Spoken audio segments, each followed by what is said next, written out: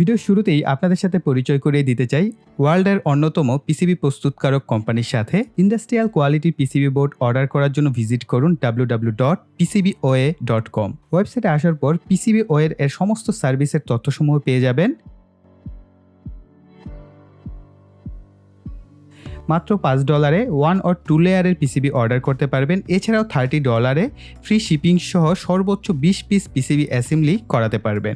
প্রথমবারের মতন অর্ডার করতে চাইলে ফ্রি অর্ডার করতে পারবেন। সাইন ইনে ক্লিক করে জয়েন ফ্রিতে ক্লিক করে একটি অ্যাকাউন্ট খুলে নিন। এরপর সাইন ইন করার পর অর্ডার করার জন্য কোড নাও সিলেক্ট করুন। এখানে পিসিবির সাইজ, কালার সহ বিভিন্ন কাস্টম অপশনগুলো পেয়ে যাবেন। আপনি আপনার কাঙ্ক্ষিত অনুযায়ী চাইলে এখান থেকেও সিলেক্ট করতে পারেন, অথবা কুইক অর্ডার অপশনে সিলেক্ট করে আপনার যে গার্বার ফাইলটি আছে সেটাকে অ্যাড গার্বার ফাইল সিলেক্ট করে আপনার ডিজাইন করা গার্বার ফাইলটি এখানে আপলোড করে নিন।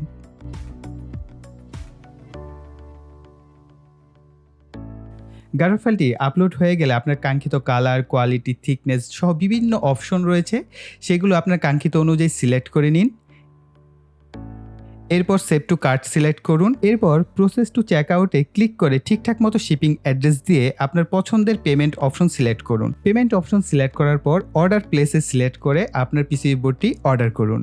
এই ওয়েবসাইটে সরাসরি আসার জন্য আমাদের ভিডিও ডিসক্রিপশন বক্সে লিঙ্ক দেওয়া আছে, চাইলে সেখান থেকে ক্লিক করে আপনারা এই ওয়েবসাইটটি ভিজিট করতে পারবেন। এবং এই পাওয়ার ব্যাংকটা আমার মোটামুটি অর্ডার করে কিনতে 956 বা 40 টাকা এরকম একটা প্রাইস পড়েছিল, আমার ঠিক মনে নাই, মানে 1000 টাকার কিছু কম। তো যাই হোক, আমরা প্রথমে জেনে নিই আমাদের যে বক্স কন্টেন্টে কি কি থাকে। আমি একে একে আপনাদের সাথে দেখাচ্ছি যে আসলে এই যে প্যাক কন্টেন্ট, আসলে বক্স তো না, এটা হচ্ছে প্যাক। সো প্যাক কন্টেন্টে কি কি থাকে। তো আমাদের এই বক্স কন্টেন্টে সবার প্রথমে আমরা যেটা পাচ্ছি সেটা হচ্ছে আমাদের পাওয়ার ব্যাংক সার্কিট। এবং এই পাওয়ার ব্যাংক সার্কিট হচ্ছে আপনি সর্বোচ্চ দুটি আউটপুট নিতে পারবেন, অর্থাৎ ইউএসবি টাইপ এ দুটি পোর্ট দেওয়া আছে, এর মাধ্যমে আপনি দুইটি মোবাইলকে একত্রে চার্জ করতে পারবেন। এবং এখানে একটি ডিসপ্লে আছে, ডিসপ্লেটি হচ্ছে এলইডি ডিসপ্লে। এই এলইডি ডিসপ্লের মাধ্যমে হচ্ছে আপনি ইনপুট এবং আউটপুট ভোল্টেজ এবং এম্পিয়ার গুলো দেখতে পারবেন। এরপর এর মধ্যে রয়েছে একটি পুশ বাটন সুইচ, এর মাধ্যমে হচ্ছে এই ডিসপ্লেটাকে ওয়েক আপ করতে পারবেন। যখন কিনা স্লিপ মোডে চলে যাবে তখন আপনি এটাকে দিয়ে ওয়েক আপ করতে পারবেন। এরপর রয়েছে বেশ কিছু আইসি বা চিপসেট, পাচ্ছেন বেশ কিছু ইলেকট্রনিক্স কম্পোনেন্ট রয়েছে, এগুলো ডিটেলস আর না যাই। আর অপোজিট প্রান্তে রয়েছে ইনপুট সেকশন। ইনপুট সেকশনে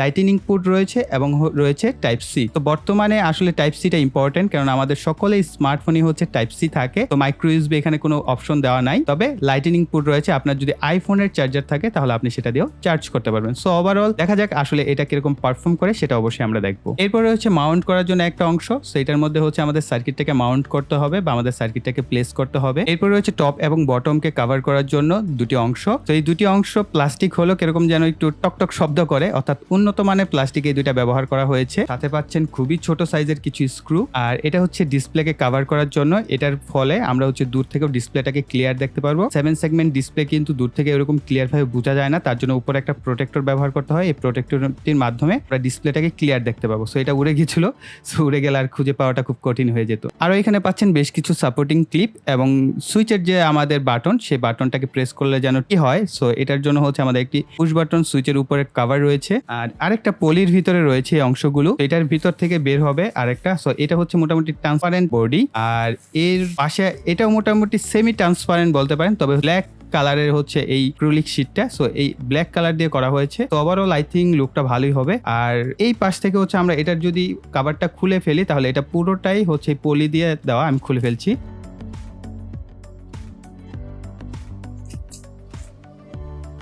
ওয়াও, খুবই চমৎকার লাগছে। তো এটা হাতে নিলে খুব সুন্দর একটা প্রিমিয়াম ফিল পাওয়া যাবে শুধুমাত্র এই অ্যাক্রিলিক শীটটার কারণে। সো যাই হোক, এখন হচ্ছে আমরা পুরো বিষয়টাকে অ্যাসেম্বলি করে ফেলবো।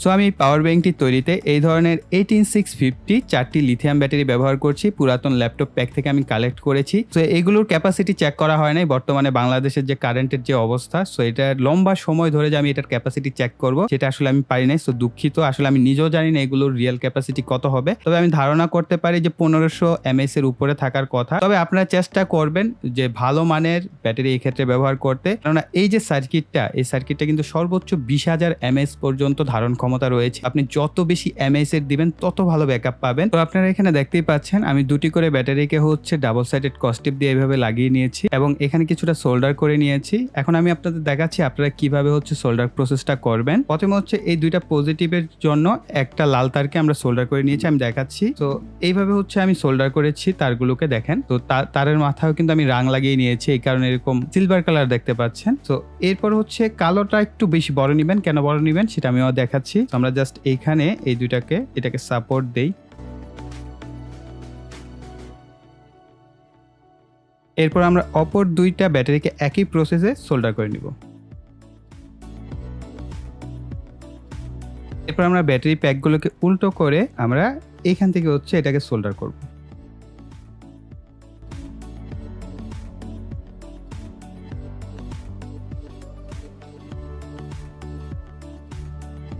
এখানে খেয়াল করেন আমরা প্রত্যেকটা নেগেটিভকে শর্ট করেছি, এখানে দুইটা করে পজিটিভকে শর্ট করে একটা করে আউটপুট বের করেছি। এরপর হচ্ছে আমরা এদের মাঝ বরাবর চেষ্টা করব এদেরকে এইভাবে ভেঙে নেওয়ার। এই ধরনের কালো যে অংশটা আছে আমরা এটার মধ্যে মূলত আমাদের ব্যাটারিগুলোকে সেট আপ করে ফেলবো। তো ডাবল সাইডেড কস্টেপ আমি খুলে নিয়েছি। সো ডাবল সাইডেড কস্টেপ সহ এটার ভিতরে আসলে দেওয়া যায় না, যেহেতু জায়গা খুব কম এবং এটার বডির সাথে লেগে খুব খারাপ অবস্থা তৈরি হয়। তো জাস্ট আমরা এটার ভিতরে সুন্দর মতো এখন সেট আপ করে ফেলবো। এবং এইখানে কিছুটা গ্যাপ রয়েছে, এই গ্যাপে আমরা কিছু একটা দিয়ে দিচ্ছি, কাগজ বা ফোম জাতীয় কিছু একটা দিয়ে দিলে এটা নড়াচড়া করবে না, না হয় কোনো জায়গায় মুভ করলে নড়াচড়া করে আমাদের এই তারগুলো খুলে যেতে পারে, যেহেতু আমরা সোল্ডার করেছি। তবে আপনাদের রিকমেন্ড করবো এই ক্ষেত্রে আসলে সোল্ডারিংটা খুব একটা ভালো প্রক্রিয়া না, আপনারা যেটা করবেন স্পট ওয়েল্ডিং করে নেওয়ার ব্যাটারিগুলো, তাহলে ভালো আউটপুট পাবেন। তো এখন হচ্ছে আমাদের এই কাভারটার ভিতর দিয়ে আমাদের তারগুলোকে নিয়ে আসতে হবে। এই পাশে হচ্ছে একটা অপশন আছে, আমরা এটা দিয়ে এই পাশেটা নিয়ে আসতে পারবো। ব্ল্যাকটা হচ্ছে মাঝখান দিয়ে আর এই লালটা তো এদিকে থাকছে। জাস্ট আমরা এই কেসটাকে সেট আপ করে নেব। সো আপনারা এই সার্কিটের পিছনের দিকে হচ্ছে দেখতে পাবেন বি প্লাস লেখা, আর এখানে হচ্ছে বি মাইনাস আর এখানে বি প্লাস। জাস্ট বরাবর রেখে এদেরকে সোল্ডার করে ফেলবেন, অর্থাৎ বি প্লাসের সাথে লাল তার আর এই বি প্লাসের সাথে এই লাল তারটি আর কালো তারটি হচ্ছে বি মাইনাসের সাথে সোল্ডার করে দেবেন।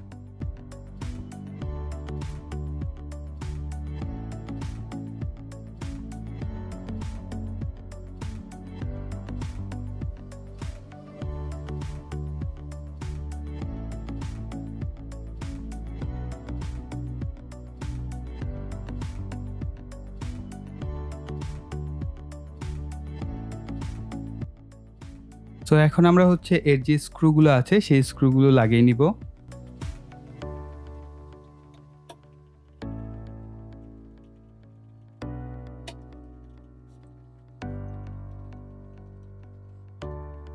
এখন আমরা এটার উপরে আমাদের হচ্ছে এই যে একটা ছোট্ট একটা কাভারের মতো এসেছে, ডিসপ্লে কাভার, এটাকে হচ্ছে আমাদের লাগিয়ে নিতে হবে। এখানে কিন্তু ডাবল সাইডেড কস্টেপের মতো কস্টেপ লাগানো আছে, একটু খেয়াল রাখতে হবে। এটাকে হচ্ছে আমাদের এটার উপর লাগিয়ে নিতে হবে। সো এখন হচ্ছে আমাদের এই ডিসপ্লের কাট আউটটা দেখে, অর্থাৎ আমাদের এইখানে যে এটা ডিসপ্লে কাট আউটটা দেখে আমরা এর মধ্যে হচ্ছে এটাকে ভরে ফেলবো।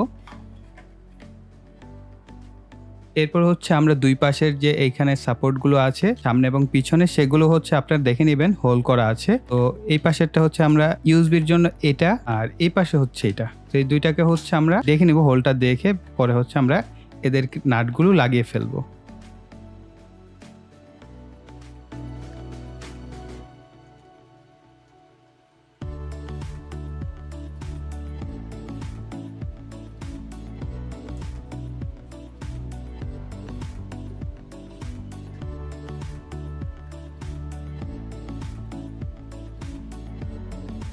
হচ্ছে আমাদের ডিসপ্লে ইউনিটের উপর লাগাতে হবে এই অংশটা। সো আমরা এটাকে হচ্ছে এটার উপর বসিয়ে নিব এইভাবে। সো ফাইনালি আমাদের পাওয়ার ব্যাংকটা দেখতে হয়েছে এরকম। সো খুবই চমৎকার লুকিং একটি পাওয়ার ব্যাংক হয়েছে।